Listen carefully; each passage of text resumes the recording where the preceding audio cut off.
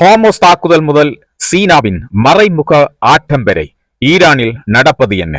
நேற்றைய தினம் ஈரானினுடைய அமைதியான வான்பரப்பை கிழித்துக் கொண்டு இரவு நேரத்தில் புகுந்த அமெரிக்காவினுடைய வான்படை நடத்திய தாக்குதல்களின் ரகசியம் என்ன? இந்த கேள்விகளுக்கான பதிலை அறிந்து கொள்ள உலக விவரம் சேனலை சப்ஸ்கிரைப் செய்துவிட்டு வீடியோக்கு ஒரு லைக்கையும் தட்டிவிட்டு உள்ளே வாருங்கள். மிக முக்கியமான விடயங்களை அறிந்து கொள்ளலாம். இன்று உலக அரசியலில் மிகவும் ஒரு ஆபத்தான திருப்பம் நடந்திருக்கலாம்.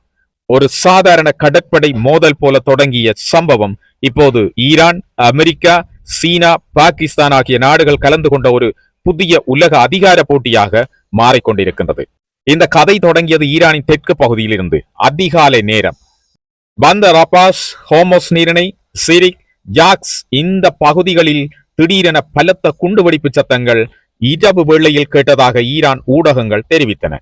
முதலில் ஈரான் மக்கள் குழப்பமடைந்தனர். இது விபத்தாக இருக்கலாமா அல்லது தாக்குதலா? யார் இந்த தாக்குதல்களுக்கு பின்னால் இருக்கின்றார்கள் என்ற கேள்விகள் ஈரானிய மக்களை குழப்பமடைய செய்தன. ஆனால் சில மணி நேரங்களிலேயே இதற்கான பதில் வந்து சேர்ந்தது. அமெரிக்க மத்திய கட்டளையகம் தெற்கு ஈரானில் தாங்கள் தாக்குதல்களை நடத்தியதை உறுதிப்படுத்தியது. அவர்களின் விளக்கம் என்ன? ஈரானிய படைகள் கடற்படை கன்னிவடிகளை அமைக்க முயன்றன. அது எங்களுடைய படைகளுக்கு அச்சுறுத்தலாக இருந்தது. அதனால் தான் தற்காப்பு நடவடிக்கைகளை எடுத்தோம் என்று சென்ட்ரல் கமாண்ட் செய்தி வெளியிட்டது. அதாவது இது அமெரிக்காவினுடைய கணக்கில் பாதுகாப்பு நடவடிக்கை தாக்குதல் என்று சொல்லப்படுகிறது. ஆனால் ஈரானினுடைய பார்வையில் அவர்கள் சொல்லும் கதை முற்றிலும் வேறுபட்டிருக்கிறது.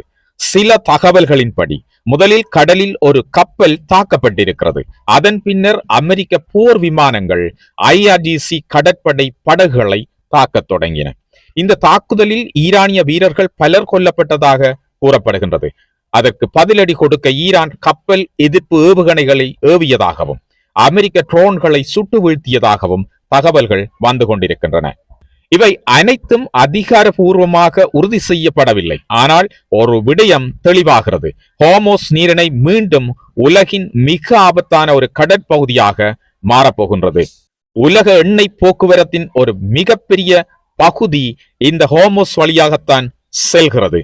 இந்த வழி மீண்டும் மூடப்பட்டால் உலக சந்தைகள் மிகப்பெரிய அதிர்ச்சியை சந்திக்க போகின்றது. எண்ணெய் விலை மிகப்பெரிய அளவில் பாயும். உலக பொருளாதாரமே பாதிக்கப்படும். ஆனால் இந்த கதையின் உண்மையான திருப்பம் இங்கேதான் ஆரம்பமாகின்றது. போரின் நடுவில் அமைதியாக இன்னொரு நாடு முன்னோறிக் கொண்டிருக்கின்றது. புரிகிறதா? அதுதான் சீனா. அமெரிக்கா மற்றும் ஈரானிடையே தற்போது மறைமுக பேச்சுவார்த்தைகள் தொடர்ச்சியாக நடைபெற்று வருகின்றன. ஆனால் அந்த பேச்சுவார்த்தைகளில் ஈரான் வைத்திருக்கும் புதிய நிபந்தனை உலகத்தை ஆச்சரியப்படுத்தி இருக்கிறது. என்ன தெரியுமா? ஈரான் என்ன சொல்கின்றது என்று பாருங்கள். எங்களுடைய செறிவூட்டப்பட்ட யுரேனியத்தை அமெரிக்காவிடம் ஒப்படைக்க மாட்டோம் என்று கூறியிருக்கிறது. சர்வதேச கண்காணிப்பிலும் மட்டும் வைக்க மாட்டோம் என்றும் சொல்கிறது. அதை சீனாவிடம் ஒப்படைக்க வேண்டும். இங்குதான் சீனா ஹீரோ ஆகின்றது. இதன் அர்த்தம் என்ன? இது வெறும் அணுசக்தி விவகாரம் மட்டும் இல்லை. இது எங்களை யார் பாதுகாப்பார்கள் என்ற கேள்விக்கான பதில். ஈரான் இப்போது அமெரிக்காவை முற்றுமுழுதாக நம்பவில்லை. அவர்களுக்கு அரசியல் உத்தரவாதம் தரக்கூடிய சக்தியாக சீனாவை மட்டும் பார்க்க தொடங்கி இருக்கிறது. இதுதான் மிக பெரிய மாற்றம். ஏனெனில் கடந்த பல தசாப்தங்களாக மத்திய கிழக்கின் பாதுகாப்பு கட்டமைப்பை நிர்ணயித்தது அமெரிக்கா மட்டும்தான். ஆனால் இப்போது சீனா அந்த இடத்தை மெதுவாக கைப்பற்ற முயற்சிக்கிறது. அல் அரபியா மற்றும் பிற பிராந்திய ஊடகங்கள் கூறுவதன்படி சீனா, பாகிஸ்தான் இணைந்து ஒரு பெரிய அமைதி திட்டத்தை முன்வைத்திருக்கின்றன. அந்த திட்டத்தினுடைய மைய கருத்து என்ன என்று தெரியுமா? ஹோர்முஸ் நீரிணையை போர்க்களமாக அல்ல, கூட்டாக நிர்வகிக்கப்படும் பொருளாதார பாதையாக மாற்ற வேண்டும் என்பது அதன் கரு. அதாவது அமெரிக்க இராணுவத்தினுடைய ஆதிக்கத்தை குறைக்க வேண்டும். ஈரான், வளைகுடா நாடுகள், சீனா மற்ற சக்திகள் சேர்ந்து இந்த பகுதியை நிர்வகிக்க வேண்டும். இந்த திட்டத்தில் உள்ள முக்கிய அம்சங்கள்: முழுமையான போர் நிறுத்தம், ஹோர்முஸ் வழியை மீண்டும் திறத்தல், ஈரானின் முடக்கப்பட்ட நிதிகளை விடுவித்தல், தடைகளை தளர்த்தல், ஈரானின் அணுசக்தி திட்டத்தை பல நாடுகள் சேர்ந்து கண்காணித்தல், முக்கியமாக அமெரிக்கா மட்டும் கட்டுப்படுத்தும் பாதுகாப்பு அமைப்பில் இருந்து வெளியேறி பலதரப்பு அதிகார அமைப்புக்கு மத்திய கிழக்கை மாற்றுகின்ற பெருமுயற்சி இது. அதனால்தான் இந்த நிகழ்வை பலர் புதிய மத்திய கிழக்கு ஒழுங்கின் ஆரம்பம் என்று பார்க்கின்றார்கள். இங்கே இன்னொரு சுவாரஸ்யமான விஷயம், இந்த பேச்சுவார்த்தைகளில் பாகிஸ்தான் மிக அமைதியாக முக்கியமான இடைத்தரகராக மாறியிருக்கிறது. டெஹ்ரான் மற்றும் வாஷிங்டன் இடையே தகவல் பரிமாற்றம் செய்யும் நாடாக இப்பொழுது இஸ்லாமாபாத் செயற்படுகிறது. அதாவது இந்த பிரச்சனை இனி அமெரிக்கா மற்றும்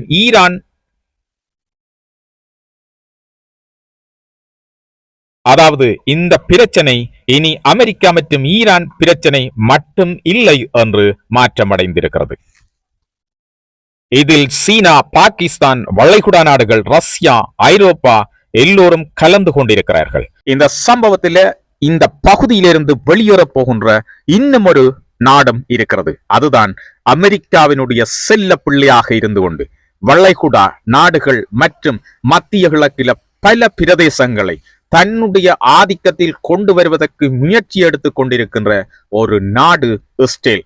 அந்த நாட்டை ஓரங்கட்ட வேண்டும் என்ற மிக பெரிய கொள்கைகளை பல நாடுகள் இந்த பகுதியில் எடுத்திருப்பது குறிப்பிடத்தக்கது. காசாவின் மீது தாக்குதல்களை தொடுத்த போதே ஐரோப்பிய நாடுகள் உட்பட பல நாடுகள் இந்த இஸ்ரேலின் மீது மிகப்பெரிய வாதங்களை முன்வைத்தன. இதனை செய்ய வேண்டாம் என்று எச்சரித்தன. எனினும் இஸ்ரேல் மிகப்பெரிய அழிவுகளை காசா மக்களுக்கு ஏற்படுத்தி கொண்டு இருக்கின்றது. இது மிகப்பெரிய வடுவாக பல நாடுகளில் எழுந்திருக்கிறது குறிப்பிடத்தக்கது.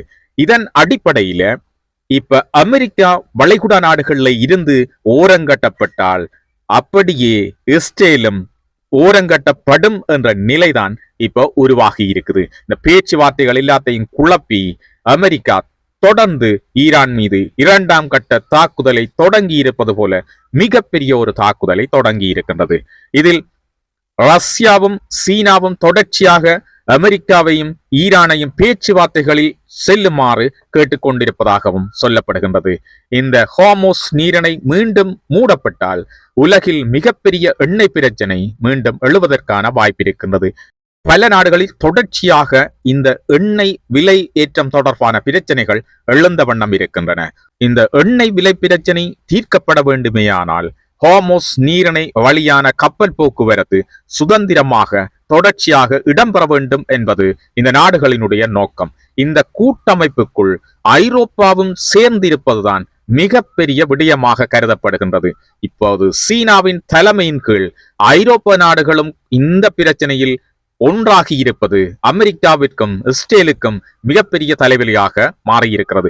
இஸ்ரேலினுடைய கதைகளை கேட்டு கேட்டு அமெரிக்கா மிகப்பெரிய தவறுகளை செய்து இப்போது இந்த பகுதியிலிருந்து ஓரங்கட்டப்பட்டு அதன் இடத்திற்கு சீனா இப்பொழுது சிம்மாசனம் ஏறப்போகின்றது என்ற உண்மை அமெரிக்காவினுடைய மனதில் எழத் தொடங்கி இருக்கின்றது.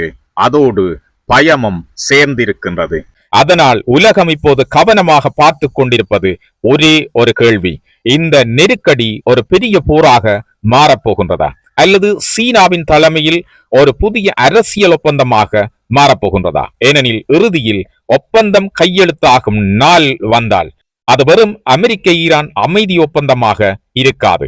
அது மத்திய கிழக்கில் அமெரிக்காவின் ஒரே ஆதிக்க காலம் முடிவுக்கு வருகிறதா என்ற வரலாற்று தருணமாக பார்க்கப்படுவதற்கு வாய்ப்பு இருக்கிறது. மற்றும் அந்த புதிய காலத்தின் மையத்தில் நிற்பவர் ஒருவராக இருக்கலாம்.